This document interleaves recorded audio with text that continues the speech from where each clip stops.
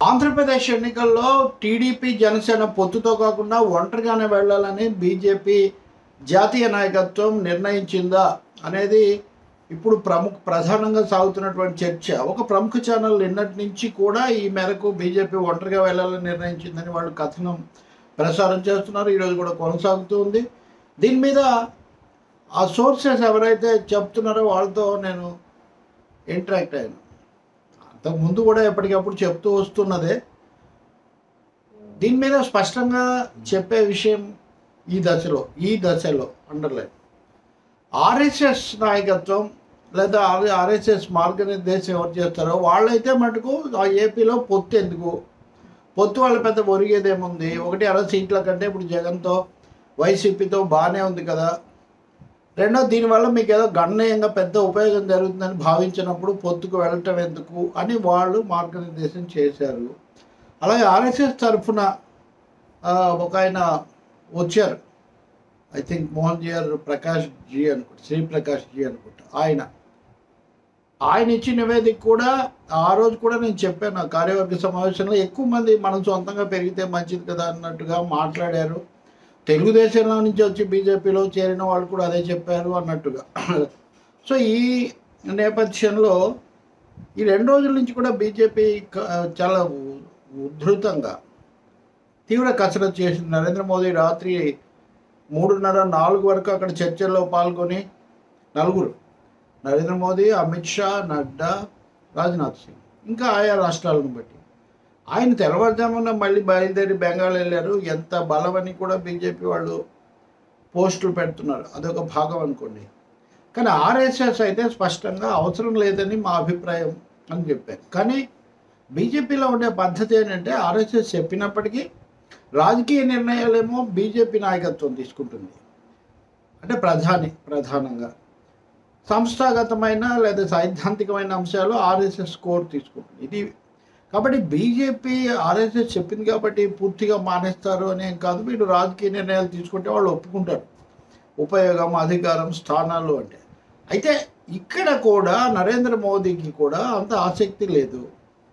అందువలనే ఇంతకాలం ఇది సాగుతీయబడుతుంది. అమిత్ షా అయితే ఆసక్తి చూపించి కొంత చర్చలు జరిపిన మాట నిజమే, చంద్రబాబు నాయుడు కలుసుకున్న మాట నిజమే, మీరు రండి ఎన్డీఏలోకి తిరిగిని అమిత్ షా ఆహ్వానించారు అని చంద్రబాబు నాయుడు స్వయంగా తన సన్నిహితులకు చెప్పిన మాట కూడా నిజమే.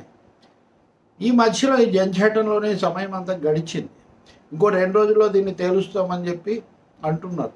కానీ అమిత్ షా ఇలా చెప్పినప్పటికీ కూడా ఎలక్షన్ ఆపరేషన్కు ఆయన ప్రధాన బాధ్యత వహిస్తున్నప్పటికీ కూడా నరేంద్ర మోదీ వ్యక్తిగతంగా అంత సుముఖంగా లేడు. ఎందుకు మనకు చంద్రబాబుతో తెలుగుదేశంతో అనే కోణంలో ఆయన ఉన్నారు. ఇంకా నాకు చెప్పిన సోర్స్ చెప్పే ప్రకారం అయితే ఒకవేళ మీరు పొత్తులు పెట్టుకుంటే కూడా నేనే పెద్దగా ఎన్నికల ప్రచారంలో పాల్గొన్నాను, నేను ఉమ్మడి సభల్లో అయితే పాల్గొనే అవకాశం ఉండదు అని కూడా మోదీ చెప్పారు. సో ఈ పరిస్థితుల్లో మళ్ళీ పునరాలోచనలో పడ్డారు అని. దగ్గుపాటి పురంధేశ్వరి ఏపీ బీజేపీ అధ్యక్షురాలు ఎప్పటికప్పుడు మా అధిష్టానం నిర్ణయిస్తుందని దాటేస్తూ వస్తున్నారు. 2 రోజుల నుంచి ఆమె కొంచెం విసుగ్గా సమాధానాలు చెప్తున్నారు. ఈ రోజునైతే కనుక మేము 175 స్థానాలకు సిద్ధమవుతున్నాము, 25 స్థానాలు కానీ చెప్పారు. ఈ మాట ఇదివరకు కూడా చెప్పారు. కానీ ఈరోజు చెప్పిన దాంట్లో మటుకు స్ట్రెస్ కొంచెం ఇటువైపు మనకు కనిపిస్తూ ఉంది. పురంధేశ్వరి కూడా, ఆమెతో కూడా బీజేపీ అధిష్టానం మేము పెద్దగా చర్చలు జరపలేదు. అసలు ఆమెను కూడా ఒక విధంగా అంత వాళ్ళు పూర్తి విశ్వాసంలోకి తీసుకోలేదేమో అనే ఒక సందేహం కలుగుతుంది. చంద్రబాబు అమిత్ షాని కలిసారో లేదంటే కలిసారు, కలిసిన దాన్ని ఎందుకు అక్నాలెడ్జ్ చేయలేదు అనే ప్రశ్న కూడా తెలుగుదేశం పార్టీకి ఉంది. దీని పర్యవసానం తెలుగుదేశంలో వచ్చిన మార్పు గురించి కూడా నేను విడిగా చెప్తాను. కానీ ఒక తీవ్రమైన సందేహం అయితే ఇక్కడ ఏర్పడింది అనేది నిజం. బహుశా పొత్తు ఉండకపోవచ్చు. బీజేపీ అది కూడా ఈరోజు కూడా విశాఖపట్నం నుంచి వార్త వస్తుంది, సమదూరం పాటించాలి కదా వైసీపీకి టీడీపీకి మధ్యలో, మీరు ఎందుకు అటు మాట్లాడుతున్నారని ఎవరో ఒక ఆర్ఎస్ఎస్కి సంబంధించిన ఒక హెచ్చరించారని. అది సాక్షిలో వచ్చిన వార్త, ఇది ఇంకో ఛానల్లో వచ్చిన వార్త. కొంతమంది అంటారు సాక్షి పేరు ఒకటి ఎందుకు చెప్తారని. అధికారికంగా వైసీపీ పత్రిక కాబట్టి ఆ పేరు చెప్తామంతే. మిగతావి కమ్యూనిస్టుల గురించి చెప్పాలంటే ప్రజాశక్తి విషయాలు అందరూ అన్నట్టే, మిగతావి అనధికార పత్రికలు కదా కాబట్టి పేరు అవసరం లేదు. కానీ సో వాళ్ళు ఆ రిపోర్ట్ ఇస్తున్నారు, దాన్ని అలా ఉంచుదాం.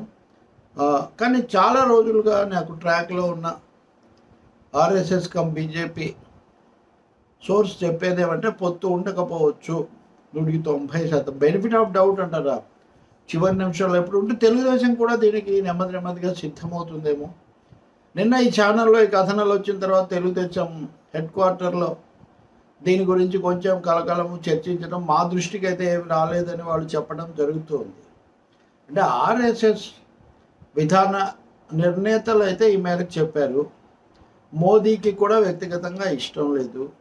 ఈ సమయంలో మీరు జాతీయ మీడియాను గమనిస్తే పంజాబ్లో అకాలీదళ గురించి, హర్యానాలో జేజేపీ గురించి, ఇట్లా వివిధ పార్టీల గురించి కూడా వాళ్ళు గతంలో ఉండి దూరమైన వాళ్ళని ఏ మేరకు తీసుకోవాలి, ఏ మేరకు అకామిడేట్ చేయాలనే చర్చ వాళ్ళు ఒకటి జరుపుతున్నారు. నెమ్మదిగా ఒక్కొక్కటి పరిష్కరించుకుంటూ వెళ్తున్నారు. తమిళనాడు కూడా తమిళ మానిల కాంగ్రెస్తో కుదుర్చుకున్నారు, అన్నాడీఎంకేతో ఇంకా దీన్ని ప్రయత్నిస్తున్నారు. తెలంగాణకు సంబంధించిన ఒక మాజీ బీఆర్ఎస్ మంత్రి కుటుంబ సభ్యులు అక్కడ బీజేపీ అక్కడ కార్యాలయంలో వాళ్ళు ప్రవేశించడానికి వాళ్ళు నిరీక్షిస్తున్నారని రకరకాల సమాచారాలు వస్తున్నాయి. ఎందుకంటే బీజేపీ గేమ్ ప్లాన్ తీవ్ర స్థాయిలోనే నడుస్తున్నట్టుగా ఉంది. అందులో ఇప్పుడైతే మటుకు పురంధేశ్వరి తాజాగా చేసిన వ్యాఖ్యలను కూడా కొంచెం ఆమె బాడీ లాంగ్వేజ్ అది కనుక మనం చూస్తే పొత్తుకు విముఖంగా ఉన్నట్టే మనకు కనిపిస్తుంది. తాడేపల్లిగూడెం సభలో కూడా చంద్రబాబు కానీ పవన్ కళ్యాణ్ కానీ ఆ ప్రస్తావన చేయకపోవడం, మోదీని మూడోసారి ప్రధాని చేయాలని పవన్ చెప్పిన వ్యాఖ్య తప్ప ఆ సభలో వాళ్ళు బీజేపీ గురించి మాట్లాడకపోవటం మటుకు మనం గమనిస్తాం. కానీ ఇప్పటికీ టీడీపీకి అయితే అధికారికంగా బీజేపీ నుంచి ఎలాంటి సంకేతాలు రాలేదని వాళ్ళు అంటున్నారు. ఆర్ఎస్ఎస్ నుంచి బీజేపీకి వచ్చింది, మోదీ నుంచి అమిత్ షాకి వచ్చింది. అంతిమంగా ఇది ఎలా తేలుతుంది అంటే పురంధేశ్వరి మాటలు కూడా మనం లెక్కలోకి తీసుకుంటే ఉదయం మాట్లాడినవి ఒంటరిగా వెళ్ళటానికే వాళ్ళు ఎక్కువగా సిద్ధమవుతున్నట్టుగా కనిపిస్తుంది. దాని ప్రభావం ఎలా ఉంటుంది అన్నది నిర్ణయం వచ్చిన తర్వాత మనం చూడాలి. ఆర్ఎస్ఎస్ చెప్పేది ఒకటే, బలమన్నా పెరుగుతుంది కదా. దీనికి ఒకటి లాజిక్ కూడా చెప్తున్నారు వాళ్ళు. చాలామంది మన పార్టీలో చేరి పోటీ చేయడానికి సిద్ధంగా ఉన్నారు. మనం టీడీపీతో పొత్తు పెట్టుకొని పరిమితంగా 15 సీట్లు 10 సీట్లు 5 సీట్లు అంటే వాళ్ళందరూ దూరం అయిపోతారు. మళ్ళీ వచ్చే ఎన్నికల వరకు వాళ్ళు ఉంటారో లేదు తెలియదు.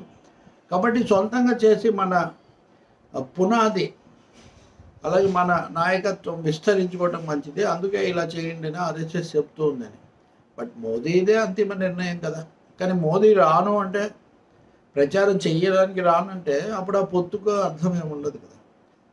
కాబట్టి ఇప్పటికీ అందుతున్న సంకేతాలు అయితే టీడీపీకి నెగిటివ్గానే ఉన్నాయి. కానీ చంద్రబాబు నాయుడు అయితే ఇంకో వారం 10 రోజులు నిరీక్షిద్దామని ఉన్నారు, వారం కనీసం. ఆయన ఏం తొందరపడిన